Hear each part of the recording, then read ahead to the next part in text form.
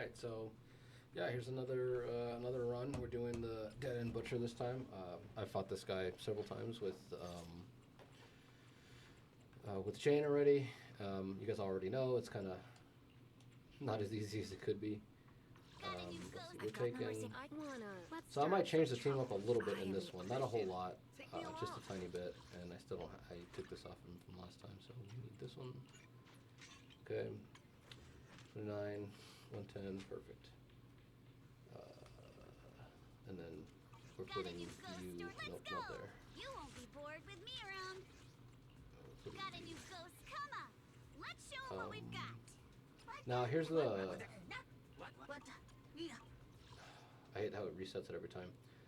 So normally I don't read this, but the point is, let's see, Anomaly is 50% more, takes reduced damage, days, triggering disorder, forces it to exit the ether state. So we need disorders as much as possible, and every disorder gives us a whatever point here. So, yeah. So one of the reason I'm bringing it up specifically is because I've got a mission ready when you are. Bringing you.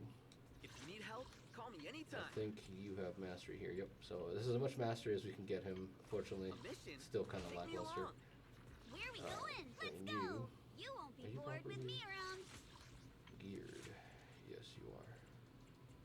Okay. Where are we going? I don't know why for a second there I didn't think she was the right one. The main point was like, what do I do here? Do I bring? Because normally I want to bring something like Bang Volver to give more physical buildup, to get more assaults off. However, because we need more disorders, the issue is that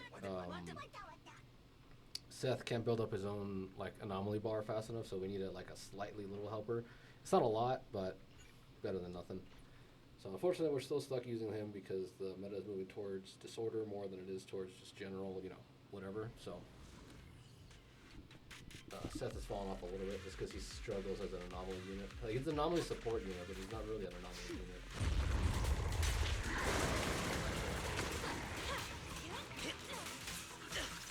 Found your weakness.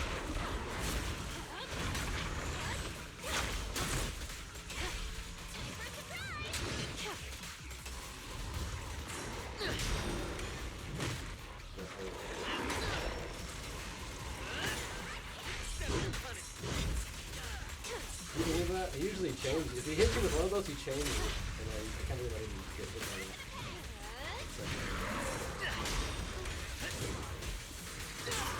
Hit him where it hurts. Now, you're the prey.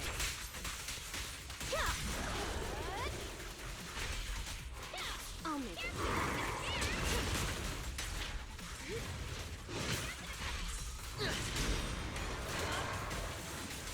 Found your weakness. Let's rotate. If you ever see me stay, because the Pegasus prompt for Seth comes up way faster than his follow-up attack does. If you ever see me stay on Seth longer than I maybe should, it's because you need him to stay on the field to trigger the disorder. It's basically just really irritating. Let's make this quick. Hit him where it hurts. The final act begins now. Ah, my bar was almost full there.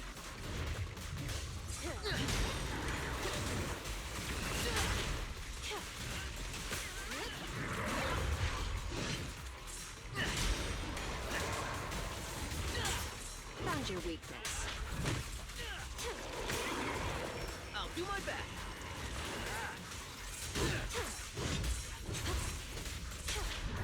I'll make it painless.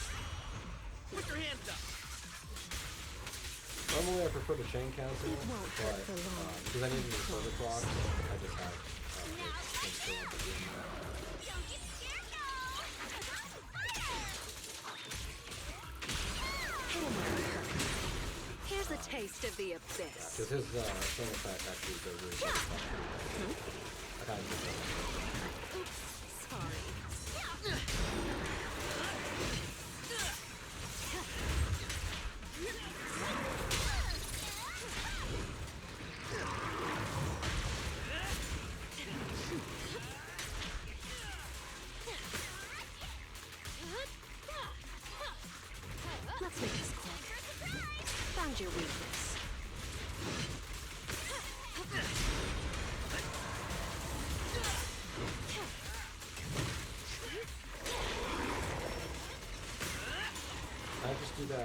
not for the stun.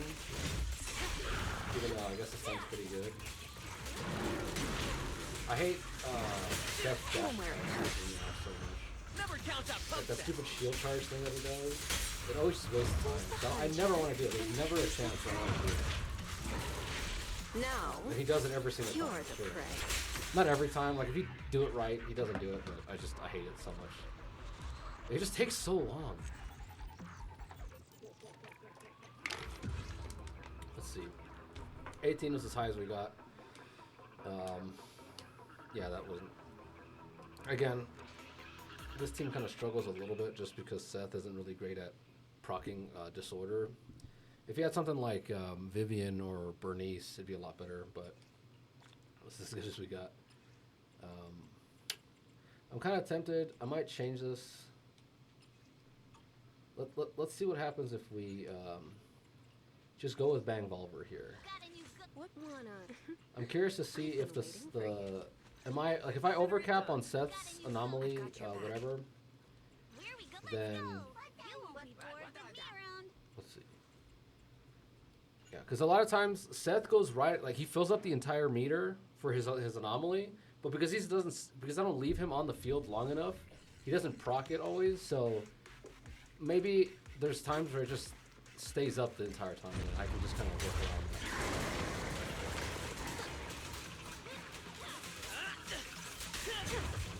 Bang Volver is useful because Found your weakness. I'll make it painless. he builds up physical anomaly without contributing to it. I really hate that one. Because sometimes, I don't know what it is, maybe you guys can tell me, but you guys know more than I do. But he doesn't always block the second hit. Sometimes he gets hit by it, and sometimes he doesn't. It's really insane, I think. Now, you're the prey.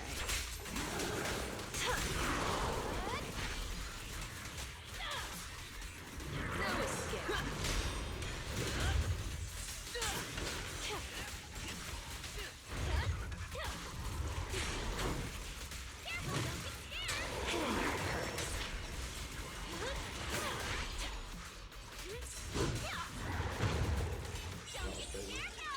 I kind of, it's hard to say whether I prefer that he does that like swinging thing. Who's the hunter? It's mainly good just because it's mainly good because like you get a lot of dodges off with Jane, which means that you get a lot more Careful. her passion state back or whatever. But I don't know if it might just be worth it to stun sooner. Found your weakness. Here's a taste You guys of the let me go on abyss. that one if there's any math.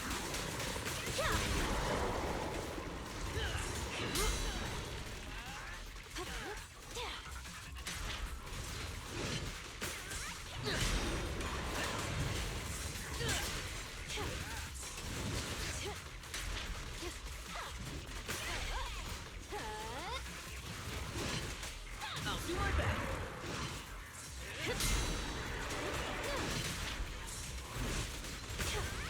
Let's make this quick. Hit him where it hurts. Never count out Seth.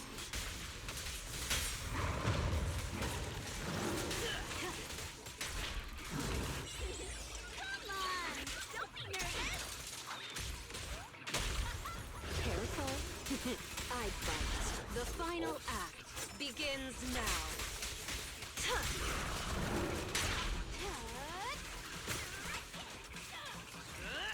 The expert is here. That's so funny because you keep people I'll make it painless. stun lock. If you want a high energy Seth, like maybe you have a weapon or whatever, he can be really good at just stun locking people with weapons.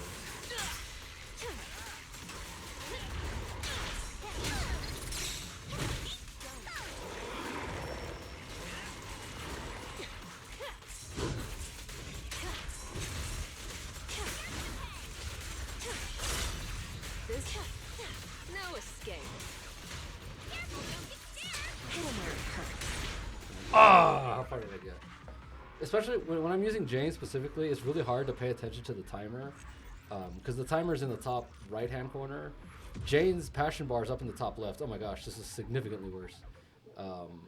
Jane's passion state's in the top left, so having to make sure I come in before the timer ends to press start to reset it. It's really annoying because I'm like usually concentrating on the left side to make sure.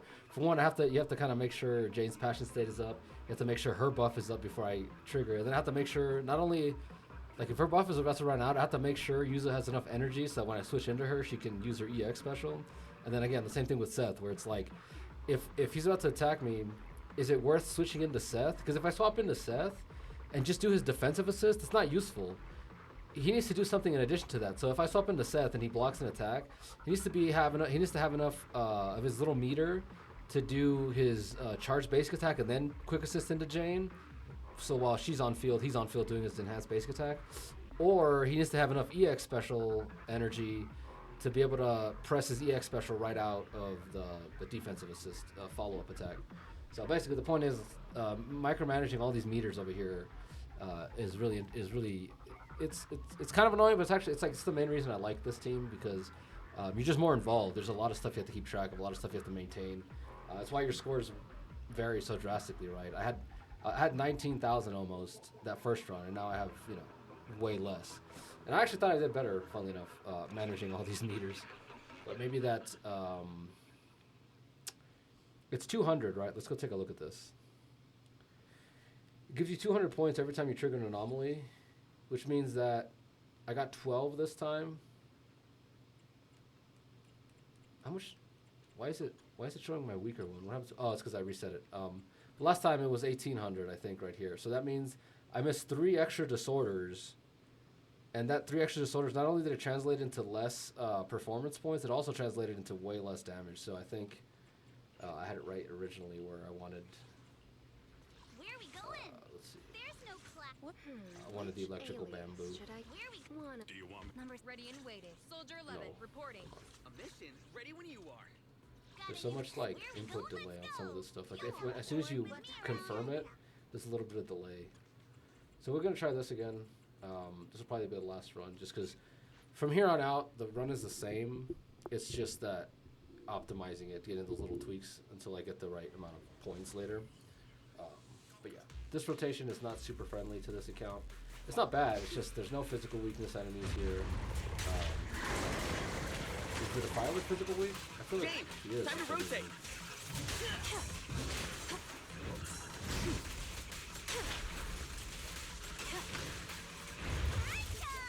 Hit 'em where it hurts.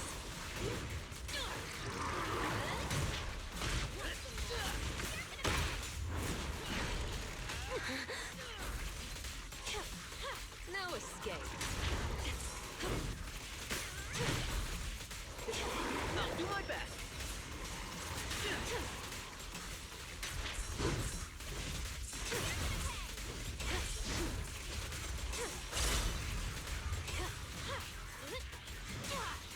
Here's a taste of the abyss.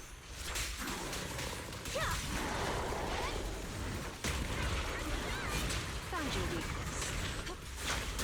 Back up here. Let's rotate.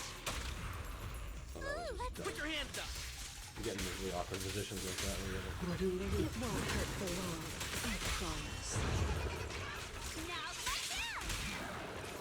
The reason I ult here is because the ult is maxed out skill level wise. It does quite a bit of damage, so like it's not that much, but if I'm gonna use that, may as well use it during a stun window, you know, because my multiplier is higher. And then I'll have this buff up. Hit 'em where it hurts.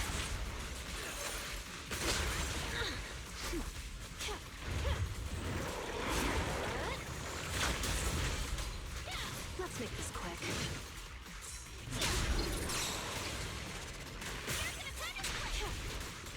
Now, you're the prey.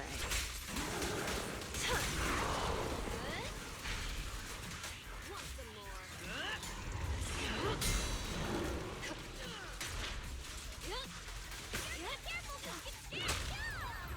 Never count out pub set.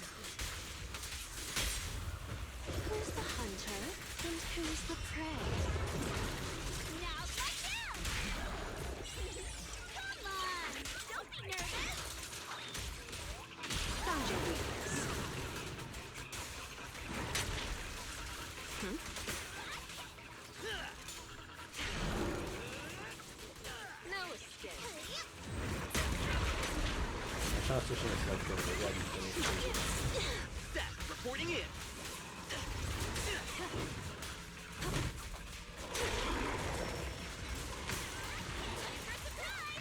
Hit him where it hurts.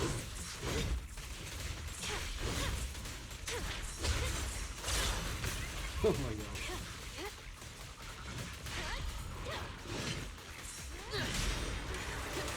See, that was a waste of a Seth. Not a waste necessarily, but it wasn't super useful. Found your weakness. I'll make it painless. The Not a final super act useful Seth. 'Cause he begins came in, now. did his defensive assist follow-up or whatever, and that was it. That's like all he contributed to them. And he should be able to do more. And 18 is as far as we went this time. As soon as I looked up there, it was like 1 second. It's like, ah, well, whatever. I'm not going to stop it. Not even 18. We missed out 200 from the performance points, so we missed out an electrical anomaly in there somewhere, and that cost us a lot more damage. Because you have to remember, not only are you missing the disorder proc, you're also missing the 200 points from this, and let's go see here. You're missing. Oh my gosh! Somehow I don't. This game probably wasn't made for PC. But it was at least optimized for phones, where the touchscreen kind of acts like a PC mouse wherever you click. And yet somehow this game just is so poorly optimized for mouse control for some reason. It's just terrible. More anomaly, attribute, whatever. So he takes reduced damage, and he takes reduced daze value. So we have to take our disorder to turn those off. So those 2 disorders that we didn't proc meant he had a lot of 15%, damage reduction active. But yeah, it is what it is. That's as good as we're going to get with this account for now. And then lastly, we're probably going to destroy this one again with Sambi. I think what might change this, let's see. So we're at 12 days before this resets. Let's go look at. Now I don't think I'm going to get her, but I'm saving my currency right now. 3 days. So in 3 days, Orphe's going to get here. So if we're lucky, and I get Orphe, unfortunately, even though I just got Nicole to her M6, which I've been like fighting to get her there this entire time, I might change. Where are we? Let's come back in here. I might fight Defiler with Sambi, Trigger, Orphe. I mean, that's kind of just the way it's going to have to be. But the thing is, I might swap Pulchra for Nicole, mainly because let's come over here. I've got you. Good one. Need pet. Nothing to Mainly because Nicole is one of the only other people that gives her a decent buff. Because right now, I'd probably replace her with like her or something. When I do the next run, I'll do some more runs testing, and I'll see which one of these ends up being better against Pompey. It might just be her, just because she's fire and he's fire weak. She doesn't do a whole lot of damage, but it's more than nothing, and once it's boosted. The problem is that she gives out 600 attack, which isn't great. Where is it? It's this skill, actually.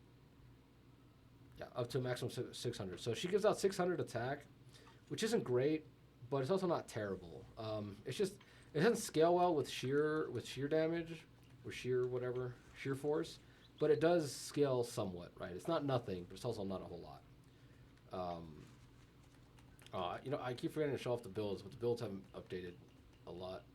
I'll show off the build right now. So, anyway, the point being is that normally I might go with something like Yishuan, Panyinhu, and Lucy. But again, like I said, Lucy gives her attack, which isn't super useful. She gives her 10% crit damage, which is pretty good, and those little flying boars hit. When Yishuan does her hold basic attack to do that orb that she like hits them with continuously, that keeps launching her little boars at them, which I think is hilarious. It's just actually kind of crazy. But anyway, the point being that I might try her out just to get more defensive assists in and all that kind of stuff, and you guys will see the final product of that if that ends up being better. But the other thing is, no, there aren't a whole lot of supports that are really good for her right now. None that I have anyway. Let's take a look at here. She's not very good for her because she boosts electricity and she does pen ratio, but again, sheer damage is true damage, so it doesn't worry about defense stat. Good day. She's not too bad, but she also gives out, what is it? Attack stat, which she doesn't care about as much. She is pretty good because she gives out, not only does she give this out, her weapon, you can swap it over to this. Her weapon gives out more damage, as well as, where is it? What am I looking for here? Oh yeah, her additional ability, core passive, makes it so that you deal more ether damage, 25% more ether damage, while the briefcase debuff is up. But again, the problem is, it's like the 40% defense reduction is useless on her. So it's just there's so many units here that are just not like, they're just barely not good enough to go with Yishuan. That's why Poker is one of the best ones, I think, because not only does she give Yishuan a stunner, but she's one of the few people that also buffs her damage, because it's just a 30% damage buff increase when you unlock this, because that makes her skill here, where is it, down here, damage, aftershock damage against target is increased by 30%, but because you get the M6, it means any kind of damage is increased, so, yeah. So anyway, let's go back to showing off builds. I think I've already shown these, but yeah, this is where she's at. Just, you only need 3,000. I've seen people say her lower end is 3,200. I'm not sure what that's for. I haven't looked into it. The skill screen says you need 3,000 to get the full attack buff. There might be something else for the other ones. I'm not entirely sure though. I didn't pull for her weapon because I didn't care. I'm running her on Weeping Cradle because it's pretty good. 24% damage bonus, plus it's always active because her little raccoon Tanuki thing is out there helping you. And you get 70.75 energy regen whenever she's off field, which she wants to be off field. So yeah. The only thing I'm missing is this, but that can only be gotten with her weapon, which gives you, I'm losing out on what, 6%?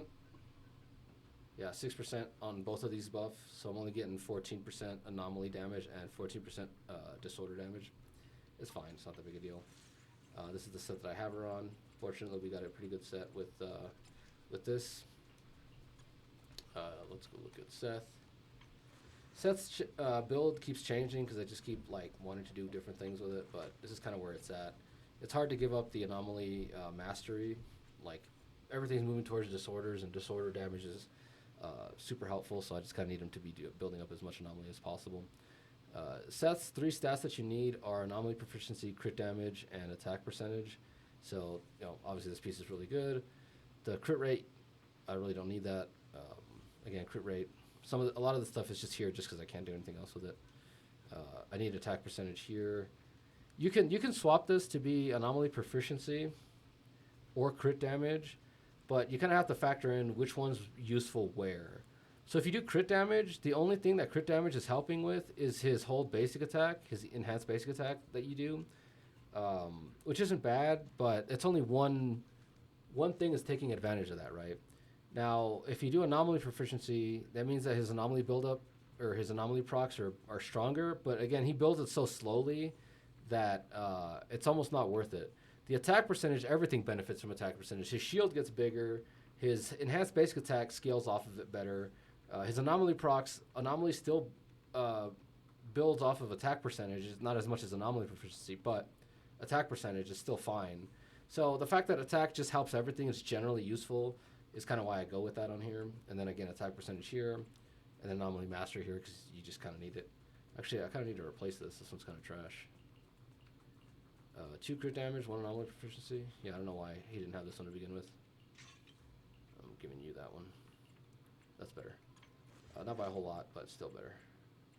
I think I lost attack. But again, the thing with the attack is it's not super important. It's not like you can again, these are all interchangeable. It's just the attack is like, in my mind, marginally better just because of what I said, where it's like it's more applicable. But yeah, that's where his build's at right now. What I should do is probably upgrade some of these, but I really don't want to waste hamster cages on these. I really don't have that many. And Orphe's coming, so I need to dump all those into her anyway, so whatever.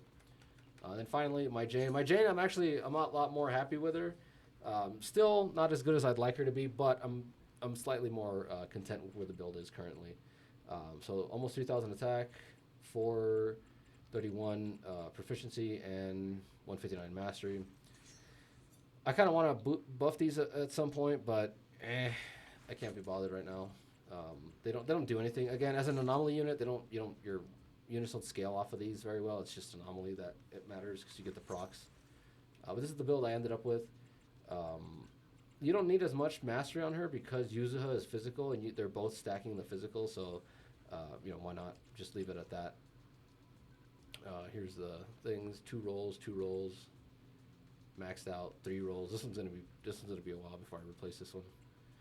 3 rolls here, and lastly just 1 roll. So this one can be pretty easily replaced, as can. That's kind of it. I mean, I'm missing. So basically, I'm missing 9 here. Puts me up to 440, which isn't too bad. 420 is the minimum you want, so anything over that is awesome. Again, you can replace these with a set of this or a set of this for 30% more whatever, which I would kind of recommend. But to me, once you reach 420, you're basically invest in other things. So I'd rather have her be a little more I'd rather have a higher attack here instead of the anomaly mastery, and get a little bit of anomaly mastery here, and then eventually if I get her to M1, which I should at some point, she gets a little bit of extra anomaly buildup. So it's kind of like, supplementing that a little bit.